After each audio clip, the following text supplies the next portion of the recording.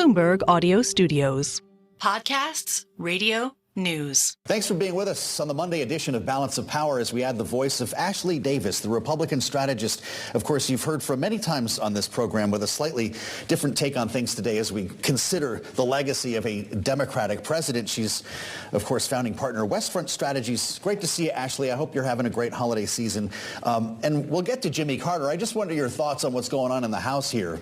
Did Mike Johnson just close the deal? Is he a made man? Well, first of all, Happy New Year, and I wish I was with you in person. I'm in cold weather right now, but I actually think it helps him a lot. Obviously, the president-elect understands that if he wants to get his agenda done or actually get anything done in the first 100 days of his administration, that we have to have a House in place right away. And Speaker Johnson is the one that would do the best job in regards to not having chaos of an election. And I mean, how many times did it take for McCarthy to get the first time 11 or 13? I forget the number right now. Yeah. But, the only other name, as Stephanie was saying, names do pop up. The only other name that I think would kind of appease some of these conservatives on the right, which there aren't that many, but you don't need that many to upend his speakership, is Jim Jordan. And he has said several times that he is not going to run against Speaker Johnson. So I do think that President Trump coming out today was a huge win for them, but I also think it's self-serving because it's not going to help President Trump to have chaos going into his new administration. Well, Mike Lawler agrees with you. The Republican from New York was on ABC this week, asked about this very matter, Ashley. Here's what he said. Mike Johnson inherited a disaster when Matt Gaetz and several of my colleagues teamed up with 208 Democrats to remove Kevin McCarthy, which will go down as the single stupidest thing I've ever seen in politics. With that said, removing Mike Johnson would equally be as stupid. That's quite a statement, I have to admit. Ashley, do you agree with it? Yeah, I would probably not use as extreme words, but it wasn't smart, and it's not going to be smart again. I mean, and if you look at this is like Chip Roy. I'll be interesting to hear what Congressman Fleischman says to you. You said he's coming up next because he's obviously considered a conservative member, but not a destructionist. So I'm assuming he thinks it's a good idea moving forward, Speaker Johnson stay in place. Not a destructionist. Fascinating use of that word. Ashley, I want to ask you about the big debate that's broken out over immigration here. And I'm not referring to border security. I'm referring to actual legal immigration. People who watch this program know that you have a long history in the national security space and helped to bring about the Department of Homeland Security. And this idea of H-1B visas suddenly being extremely controversial as a component of this border issue is really interesting. Elon Musk, of course, suggesting that we lift the cap on these H-1Bs, bring in foreign-based talent to help us, particularly in high tech. But that runs counter to what a lot of the MAGA world thinks ought to be happening when it comes to the border and America first. How do you square this from where you're sitting? Yeah, I think that this is totally getting combined into one conversation that really shouldn't be, because the visas that Elon and Vivek are speaking about, the HB1, they're actually legal visas that are sponsored by companies and corporations to bring talent in.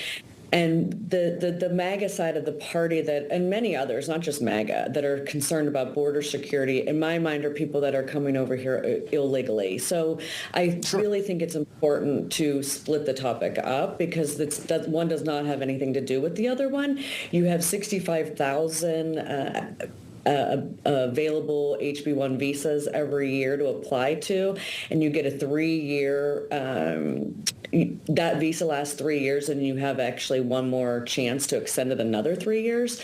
But otherwise, it's not that people are coming across the border illegally, staying here, and not being able to be found. And then obviously the ones that commit crimes that are here as well. So it's a different program. So I do agree with Elon and Vivek on this, and I guess the president Duly as well. noted. duly noted. But now that Elon Musk and Vivek Ramaswamy have kicked the nest on this, we have an active debate going on over work visas, whether they're skilled or not. And Donald Trump was talking about dreamers in the only interview he's done since being elected as something that he would work with Democrats on. So it sounds to me, Ashley, like just shutting down the border is not enough. Is the answer not comprehensive immigration reform? I think that comprehensive immigration reform, I mean, in 2007 was the closest that ever was becoming true to reality when Senator Kennedy and then President Bush almost did strike a deal. I think that a win for President Trump is in this first year right away, which is why I think reconciliation will happen. I think there's two buckets that will happen per your earlier conversation with Stephanie. I think they'll do border first along with energy.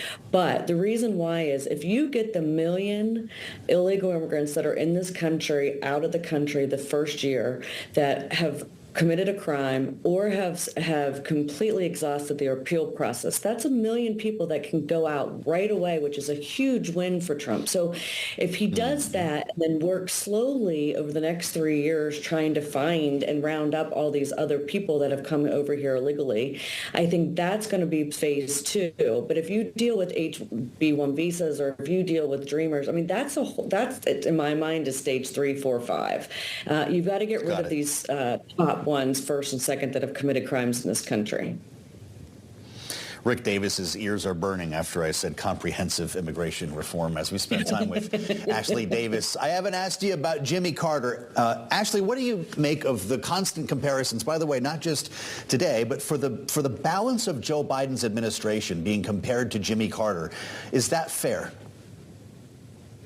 No, I think, listen, I said this before in my show, President Bush, my boss, used to always say, let history make its decision on what I've done. And I think that Jimmy Carter will go down in history as and even yesterday when he passed away, there's many people that believe in many things that he did. I think during the campaign when people were criticizing President Biden, they were giving him obviously an insult saying that President Carter never did anything to this country.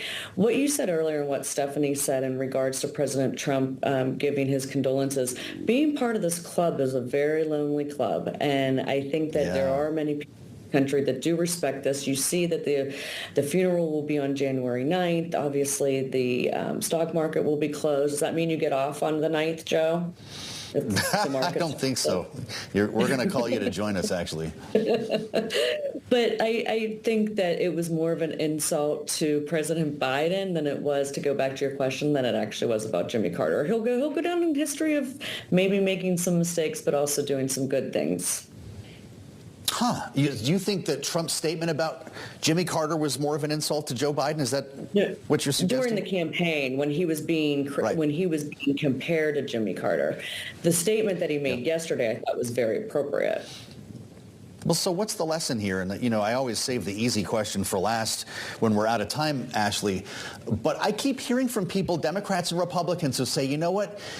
The lasting impression is that he had dignity, that people trusted his word, that he was a nice guy. What am I supposed to take from that in this age in Washington?